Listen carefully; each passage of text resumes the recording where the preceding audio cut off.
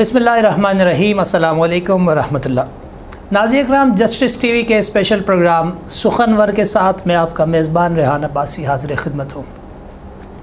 बहुत सारे दोस्तों की ये ख्वाहिश थी और इस ख्वाहिश का इजहार मुख्तलिफ़ प्लेटफॉर्म्स पर दोस्तों की जानिब से, अहबाब की जानिब से किया गया कि उर्दू अदब के हवाले से कोई एक ऐसा प्रोग्राम तरतीब दिया जाए कि जिसमें हम मुख्तलिफ़ शोरा इकराम और बिलखुसूस अहद हाज़िर के जो नौजवान शोरा इकराम हैं उनको मदू करें, मुख्तलिफ़ उदबा को हम यहाँ मदू करें, चाहे वो अफसाना निगार हों, नावल निगार हों, ड्रामा निगार हों, मुख्तलिफ़ लोगों को, मुख्तलिफ़ अदबी शख्सियात को हम यहाँ मदू करें और उनसे उनकी ज़ाती ज़िंदगी के साथ साथ उनकी अदबी ज़िंदगी के हवाले से भी जानने की कोशिश करें और बिलखुसूस उर्दू अदब की तरोीज में अपना किरदार अदा करने की कोशिश करें।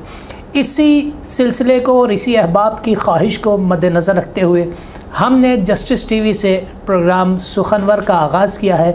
ये हमारी हफ्तावार नशिस्त जो हर इतवार शाम 7 बजे आप इसे हमारे जस्टिस टीवी के यूट्यूब पेज पर देख सकेंगे, कायम दायम रहेगी इंशाअल्लाह। और इसी सिलसिले का आज पहला प्रोग्राम है, आज ये पहली नशिस्त है जिसमें हमारे पास आज इंतहाई ख़ूबसूरत लब व लहजे के हामिल शायर, खुश असलूब शायर जनाब मोहतरम सैयद मज़हर मसूद साहब मौजूद हैं। आज हमने इन्हें ज़हमत दी और ये हमारे स्टूडियो में तशरीफ़ लाए। इनसे आज हम बहुत कुछ जानने की कोशिश करेंगे। मैं पहले तारुफ़ करवाता चलूँ, शाह साहब जो है हल्का अरबाब ज़ौक़ इस्लामाबाद के जनरल सेक्रेटरी रहे, पहले जॉइंट सेक्रेटरी रहे, फिर उसके बाद सेक्रेटरी भी रहे। उसके अलावा मुल्क की मुख्तलिफ़ अदबी तंजीमात के साथ मुख्तलिफ़ ओहदों पर काम करते रहे और इस वक्त भी मुख्तलिफ़ अदबी तंजीमात के साथ काम कर रहे हैं। इंतहाई आसान और सलीस अंदाज़ में और बहुत सादा ज़बान में शायरी करते हैं ताकि हर शख्स उनके पैगाम को समझ सके, हर शख्स तक उनका पैगाम जा सके। बल्कि इन्हीं के एक शेर से ही मैं आगाज़ करता हूँ और फिर इनकी तरफ आता हूँ। अपने हाथों से मुझे ज़हर पिलाया जिसने, अपने हाथों से मुझे ज़हर पिलाया जिसने, वही ज़ालिम मुझे जीने की दुआ देता है। और दिल में ए काश न पैदा हो फिर अंदेशा हिज्र, खौफ ऐसा मुझे अंदर से हिला देता है। चलते हैं अपने आज के मेहमान सैयद मज़हर मसूद साहब की जानिब और आज इनसे इनके बारे में और इनकी अदबी ज़िंदगी के बारे में जानने की कोशिश करते हैं। अस्सलाम वालेकुम। वालेकुम अस्सलाम। शाह साहब कैसे मिजाज हैं? अल्हम्दुलिल्लाह। बहुत नवाजिश, आपने वक्त इनायत फरमाया। बहुत शुक्रिया जी, आपका भी, आपने हमें वक्त दिया और हम आपके चैनल में अपने जो ख्यालात का इज़हार करेंगे। शाह साहब पहले तो मुझे ये बताइए कब से आगाज़ किया इस सिलसिले का, ये शायराना ज़िंदगी जो आपकी या अदबी ज़िंदगी जिसे मैं अगर कहूँ जी जी, तो ये कितने अरसे पर मुहित है और इसका आगाज़ कब हुआ? ये अल्हम्दुलिल्लाह सन 2000 से बाकायदा मैंने शेर लिखने शुरू किए और उससे पहले मेरे शेर व अदब का ज़ौक़ शौक़ बहुत था। मैं पढ़ा करता था, ज़्यादातर नसर पढ़ता था, शायरी पढ़ता था, लेकिन ये कभी नहीं मैंने सोचा था कि मैं शेर भी कहूँगा। इत्तफ़ाक़ से एक दिन बैठे बैठे मुझे ख़याल आया एक दिन ऐसा होना था तुझको आखिर खोना था। वाह। मैंने कहा ये शेर बन गया और कुछ अहबाब को सुनाया तो उन्होंने कहा ये शेर है, अच्छा है, और औज़ान में इसके पूरे हैं। तो मैंने कहा चलो जी, फिर हौसला से एक शेर से अगर लोगों ने हौसला से शुरू कर दिया तो फिर उसके बाद बस लिखने लिखाने का सिलसिला चलता रहा। तो आज माशाल्लाह 20 साल जब मुकम्मल हुए, 2020 में जाके फिर मेरी किताब ख़िज़ां के बाद मंज़िर आप पर आ गई। अब इसको 2 साल होने वाले हैं।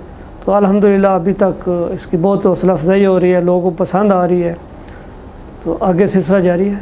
अच्छा, एक दिन ऐसा होना था तुझको आखिर खोना था, तो क्या वजह थी? वाकई कोई खोया था किसी को या वैसे जनरल तर्जुमानी की थी नौजवानों की? बस इसी तरह ही लोगों के ख़यालात सुनते हैं, फिर देखते हैं और कोई ना कोई लोगों की बातों से जब चीज़ हम महसूस करते हैं ये क्या कहना चाहते हैं, इनके पीछे बातों के पीछे क्या दुख है जिसका ये इजहार कर नहीं पा रहे। तो शायर का ये होता है कि ये लोगों के जो एहसासात उनकी तर्जमानी कर सकता है, उनके इजहार को, उनकी कैफियत को अल्फाज में ढाल सकता है। तो यूँ समझ लें कि जो हम शायर को बात कहता है वो उसकी ज़ात तक नहीं होती, वो एक नुमाइंदा होता है मुआशरे का, तो वो सब की बात होती है। अच्छा, आपकी किताब ये ख़ज़ा के बाद का मैं देख रहा था, इस पर इफ्तिखार आरिफ साहब ने बड़ी हौसला अफजाई की, बड़े खूबसूरत अंदाज में उन्होंने इसके बारे में तहरीर भी रकम की है।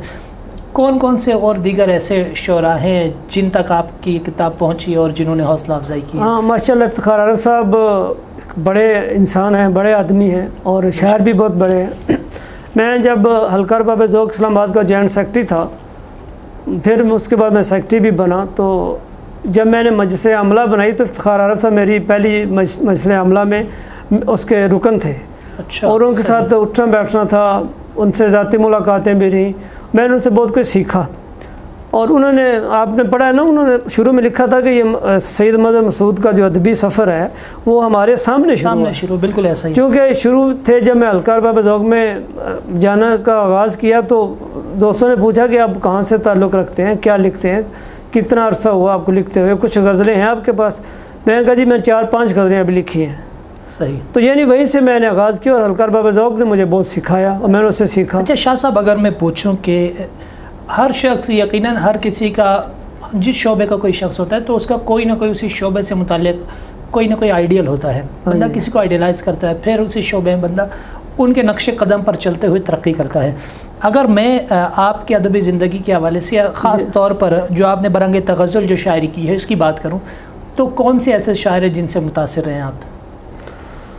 बहुत अच्छा आपने सवाल किया, और मैं हमेशा ये कहता होता हूँ कि मैं शख्सियात का उस तरह कायल नहीं हूँ जिस तरह लोग होते हैं कि शख्सियत परस्ती, मैं इसको एक बीमारी समझता हूँ। सही। वो आप मजहबी हवाले से देख लें, आप सियासी हवाले से देख लें या अदब में देख लें। सही। मैं इज्तिमाइयत का कायल हूँ। जब मैंने आगाज़ किया तो मुझे कुछ मेरे जो सीनियर शोरा हैं उन्होंने कहा कि आप अब्दुल हमीद अदम साहब को पढ़ें। वाह। सबसे पहले मैं उनकी किताब पढ़ी ख़राबात, जब वो पढ़ ली तो उन्होंने कहा जब नासिर काज़मी की पढ़े पहली बारिश, वो पढ़ी। और उसके बाद फिर फराज को पढ़ा, परवीन शाकर को पढ़ा, मोहसिन नकवी को मैंने पढ़ा। बाकी जहाँ तक मौजूदा लोगों का ताल्लुक़ है उनमें इफ्तिखार आरिफ साहब का आपने जिक्र किया, तो इनके साथ उठना बैठना था। ये अकादमी अदबियात के चेयरमैन भी रहे, फिर मुशायरे भी इनके साथ पढ़ते रहते थे, तो इनसे वैसे भी सीखते थे, गज़लें सुनते थे। और मैंने मुआसर को भी पढ़ा है, और जो सीनियर से यानी मैंने इकबाल को तो एक मजहबी रंग में लोग देखते हैं तो वो उसको पढ़ना पड़ता है, वो भी मीर तकी मीर को पढ़ा, गालिब को पढ़ा, आतिश को मैंने पढ़ा।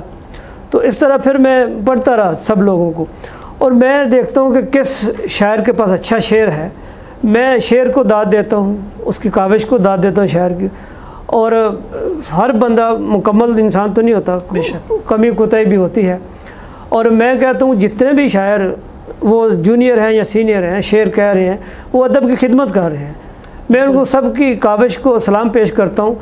और मैं हर अच्छा शेर, वो जिसका भी हो, उसको मैं पसंद करता हूँ और कोशिश करता हूँ कि अच्छे शेर से बंदा कोई फ़ायदा जो है ना हासिल करे, वो मैं करता हूँ। अच्छा शाह साहब, जिस तरह आपने जिक्र किया आप फराज को भी पढ़ते रहे और गालिब को भी, मीर को भी।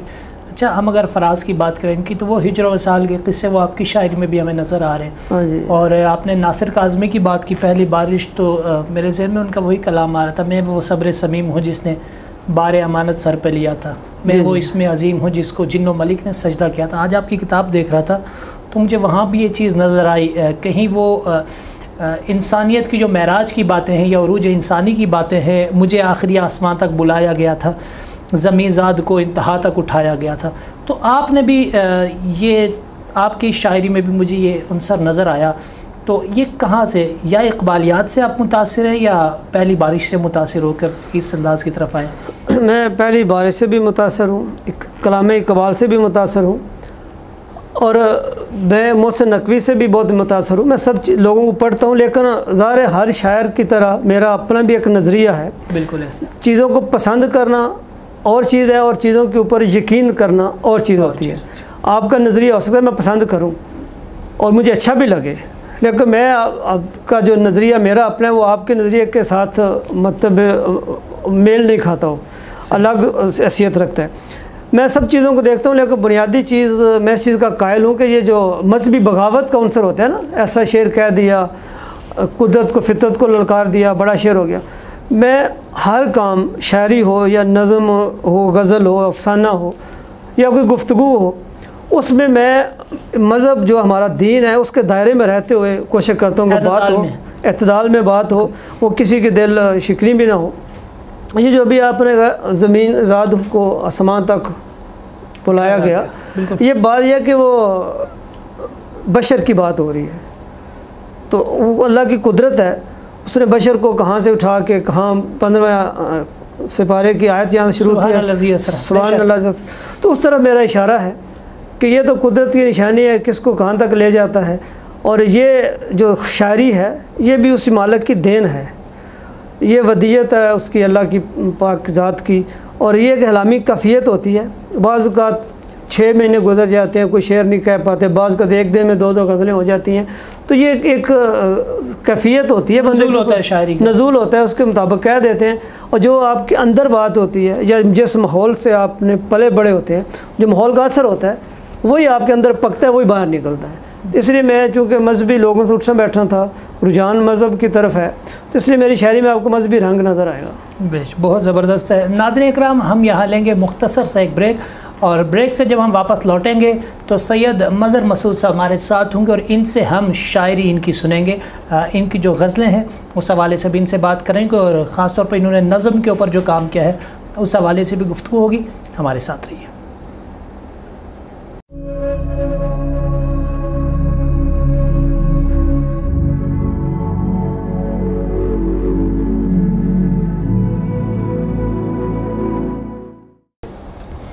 नाज़रीन इकराम, एक बार फिर प्रोग्राम सुखनवर में खुशामदीद। सैयद मज़हर मसूद साहब हमारे साथ मौजूद हैं। शेर व अदब के हवाले से गुफ्तगू जारी है, और अब बिला ताख़ीर हम चलेंगे शाह साहब से, इनकी कोई गज़ल सुनेंगे। और शाह साहब, बल्कि मैं चाहूँगा कि जो किताब आपकी ख़िज़ा के बाद, इसी उन्वान पर जो गज़ल है आपकी, अगर उसी के चंद अशार इनायत फरमाइए। जी ज़रूर।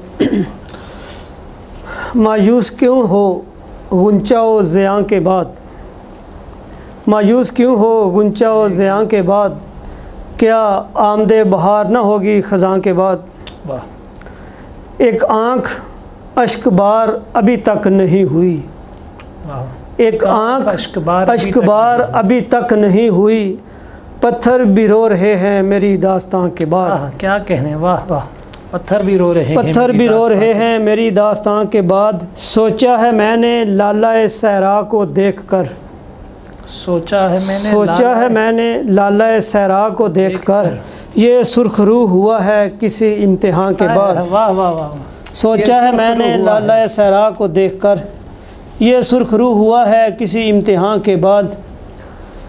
जो लामकां है अपने लिए एक मकां है ये, जो लामकां है अपने लिए एक मकां है ये। वाह। जो लामकां है अपने लिए एक मकां है ये, पिन्हा कई जहां हैं अभी इस मकान के बाद। क्या कहने, पिन्हा कई जहां हैं अभी इस मकान के बाद। वाह वाह। तेरे सिवा किसी से उम्मीदें करम नहीं, बेशक तेरे सिवा किसी से उम्मीदें करम नहीं, किस आस्तां पे जाएं तेरे आस्तां के बाद। सुभान अल्लाह, सुभान अल्लाह। मायूस क्यों हो गुंचाओ गुल के ज़ियां के बाद, क्या आमदे बहार ना होगी ख़िज़ां के बाद। क्या कहने शाह साहब, बहुत ज़बरदस्त। एक उम्मीद, और फिर तेरे सिवा किसी से उम्मीद करम नहीं, क्या कहने, किस आस्तां पे जाएं तेरे आस्तां के बाद। ये शेर अगर जहाँ तक मुझे समझ आया तो ये हकीकी मानों में ही कहा गया। बिल्कुल हकीकी मानों में कहा। बहुत ज़बरदस्त शाह साहब। अच्छा, जो आपने बात की थी, वाकई मुझे यहाँ भी कुछ महसूस हुआ कि आपकी शायरी में वो अंसर जो आपकी ज़ाहिर जो गैदरिंग आपकी ज़्यादातर, या जिन लोगों की सोबत में रहते हैं, वो अंसर आपका काफ़ी नज़र आ रहा है शायरी में। मैं ये जानना चाहूँगा कि हम्द या फिर नात, उस तरफ भी कभी तबा आजमाई की है, या फिर गज़ल तक ही रहे? नहीं, हम्द भी हम्द भी लिखता हूँ, नात भी लिखता हूँ। इस किताब के आगाज़ में पहले हम्द है, फिर नात है, फिर सलाम, इस तरह पाकिस्तान के हवाले से, फिर कश्मीर के ऊपर एक नज़्म है। तो ज़ाहिर ये चीज़ें साथ साथ चलती रहती हैं। अच्छा, सबसे ज़्यादा अगर मैं आपसे पूछूं तो आपको मज़ा कौन सी शायरी में आया, किस सिन्फ में आया मज़ा? नज़म में आया मज़ा आपको, या फिर गज़ल लिखते हुए? और फिर मैं अगर इससे आगे बढ़कर बात करूं तो जैसे हमद हो गई, या फिर आपने हुब्बुल वतनी के हवाले से जो शायरी लिखी है, मतलब सबसे ज़्यादा आप, हर किसी का कोई कंफर्ट जोन होता है, तो आपका कंफर्ट जोन कौन सा है? मैं समझता हूँ कि जब हम कोई भी शायर है, चलो आपने मेरी बात की, मैं अपनी बात करता हूँ, तो जब मैं कोई हमद लिखता हूँ या नात लिखता हूँ तो मैं अपने आप को बहुत ज़्यादा जो है ना पुरस्कून महसूस इसलिए करता हूँ कि ये जो चंद अल्फाज में अल्लाह ताला की शान में कहे हैं, या उसके बाद मैंने जो नात लिखी है ये तो अल्लाह पाक की सुन्नत होगी, उसने अपने महबूब पाक सल्लल्लाहु अलैहि वसल्लम के लिए इतनी बड़ी किताब जो नाज़िल फरमाई, और यही मेरी निजात का ज़रिया बनेगा जो अल्लाह ताला के हुज़ूर पेश की है अक़ीदत के नजराने या नबी पाक सल्लल्लाहु अलैहि वसल्लम की शान में जो लिखा है। और बाकी तो ये समझ लें कि अपने आप को मसरूफ़ रखने वाली बात है, तो वो पंजाबी में कहें दिल पिशोरी करने वाली बात है। गज़लें तो ये हैं, लेकिन जो असल वसूल वो हमारी नात और नज़्म ही रह जाएगी।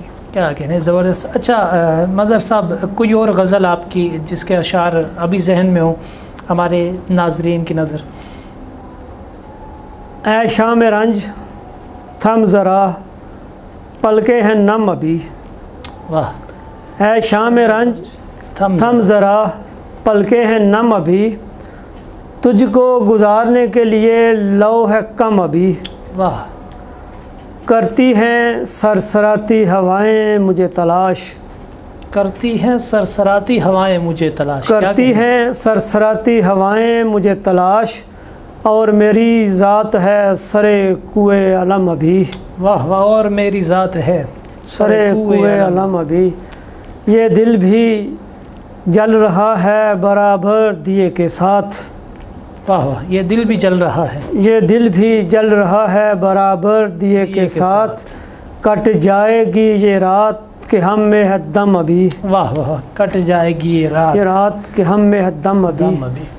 ऐ कारवाने गुमशुदा कुछ देर इंतज़ार, ऐ कारवाने गुमशुदा कुछ देर इंतज़ार, सहरा की सुर्ख रेत से उभरेंगे हम अभी। वाह वाह। क्या कहने, क्या कहने। मजहर बना के देख मुसाफत का जायचा, मजहर बना के देख मुसाफत का जायचा, इस राह गुजार में हैं कई पेचो खम अभी। वाह वाह। क्या कहने शाह साहब, बहुत ज़बरदस्त। इस राह गुजार में हैं कई पेचो खम अभी, और आप जिस रास्ते पे चल रहे हैं इस पे भी बड़े पेचो खम हैं। बेशक। ख़ास तौर पर ये अदबी जो रास्ता है और जो हालात इसके भी चल रहे हैं, मैं आप ज़ाहिर है आपका शोबा है तो मैं इसीलिए आपके साथ ये बात खुल के कर सकता हूँ। जी जी बेशक। कि क्या समझते हैं जो शायरी का जो मयार था, या आप अगर जैसे हमने इफ्तिखार आरिफ साहब की बात की, आपने जिन शोरा इकराम को बताया कि आप बड़े मुतासिर हैं जिनसे, इफ्तिखार आरिफ साहब हो गए, नासिर काज़मी साहब हो गए, फैज़ अहमद फ़राज, परवीन शाकिर, अहमद नदीम कासमी, मुनीर नियाज़ी, बड़े बड़े नाम हैं शायरी में जिन्होंने। उसके बाद भी हम बात करें, अनवर शऊर साहब हो गए कराची में, एक बड़ा नाम है। इसके अलावा भी बहुत लोग हैं, लेकिन अभी जो मौजूदा हम नौजवान शोरा को देख रहे हैं या जो शायरी के जो हालात हैं आप भी बखूबी वाकिफ़ हैं, क्या समझते हैं आपके ये ज़वाल इसे हम कहेंगे या फिर हम इसे क्या कहें? इकबाल ने बहुत पहले कहा था ज़रा नम हो तो ये मिट्टी बड़ी जरहेज़ है साकी। बेशक। और ये मिट्टी वाकई बड़ी जरहेज़ है। मैं कभी भी मायूस नहीं हुआ। ये देखें इसमें मायूस क्यों हो गुंचाओ गुल के ज़ियाँ के बाद, क्या आमदे बहार ना होगी ख़िज़ां के बाद। वाह वाह। अगर तातुल का शिकार है इस वक्त पूरी आप जो इस्लामी दुनिया को अगर देखें तो वहाँ आपको नज़र आएगा जो सियासी तौर पे जो रहनुमा है उसका फुकदान है। बिल्कुल ऐसा। कोई ऐसा रहनुमा हो जो उम्मत मुस्लिमा को लेकर चले, उनकी जो इकाई है, उनकी यंगागत है और उनके अंदर इत्तेहाद है। इत्तेहाद की कमी इसलिए पाई जाती है कि उनका रहनुमा उनको नज़र नहीं आता। बेशक। एक वक्त आता है कि कुछ चीज़ें जो हैं वो कैतु रिजाल का आपने एक मुहावरा सुना है। अब इंडो पाक में आप देखें तो मेहदी हसन के बाद, नूर जहाँ के बाद, लता और रफ़ी के बाद अभी आपको कोई इस दोनों ममालिक के अंदर कोई गाने के अंदर बड़ी आवाज़ उस तरह नज़र नहीं आ रही। सही। ठीक है, तो ये जो समझ लें कि खामोशी है और इस खामोशी से आप कभी मायूस ना हो कि समझ लें कि अब हमें मोहतात होना चाहिए कि किसी बड़े पेश खैमे की तरफ ये इशारा दे रही है, इसके पीछे तूफ़ान आ रहा है, शायद हमें संभालना मुश्किल हो जाए, तो तूफ़ान को संभालने के लिए तैयार रहना चाहिए। वक्त आएगा। अभी भी बड़ा अच्छा शेर कह रहे हैं। आपकी बात का इशारा शायद ये फेसबुक की तरफ है, बिल्कुल, बिल्कुल। या आजकल जो मुशायरे होते हैं, देखा देखी रवाजी शेर कहते हैं, तो वो यूँ होता है कि जैसे सामान है, चंद दिन बारिशें होंगी, घास शास, ये कीड़े मकोड़े मेंढक निकलेंगे तो वो सदा नहीं रहेंगे, फिर जब मौसम बदलेगा ख़त्म हो जाएंगे। जो इस्तेकाम होता है जिस चीज़ को, अच्छा शेर आप कहें आज, वो 100 साल बाद भी अच्छे रहेगा। तो अगर देखा देखी रिवाज के तौर पे शेर कहेंगे तो ऐसे जो होते हैं ना मौसमी किस्म के लिखने लिखाने वाले या किसी भी समझने के मैदान अमल में आते हैं, तो वो मौसम के साथ ख़त्म हो जाते हैं। तो अच्छा शेर लिखा जा रहा है। आप देखें अदबी पर्चों में आप चीज़ें देखें, और जामियात में कुछ लोग जिनके ऊपर काम कर रहे हैं वो अच्छे शेरों के ऊपर काम कर रहे हैं। तो अगर आज फेसबुक पे बैन हो जाए तो वो फिर उनकी जो ज़िंदगी है ख़त्म होगी। बिल्कुल ऐसा। तो जो चीज़ किताब पर आज मुंतकिल हो जाती है, फिर जो नकाद के पास चली जाती है, तो जो मजमूई तौर पे बहुत अच्छा शेर कहा जा रहा है, और असातिज़ा के साथ भी लोग जुड़े हैं। इससे मेरा मुराद ये बात करने का कि जो रवायत के साथ भी जुड़े हुए हैं और जिद्दत के साथ भी जुड़े हुए लोग अच्छा शेर कह रहे हैं। अगर आप गहराई में देखें तो बाज़ारी जैसे दिखता है तो बिकता वाली बात है।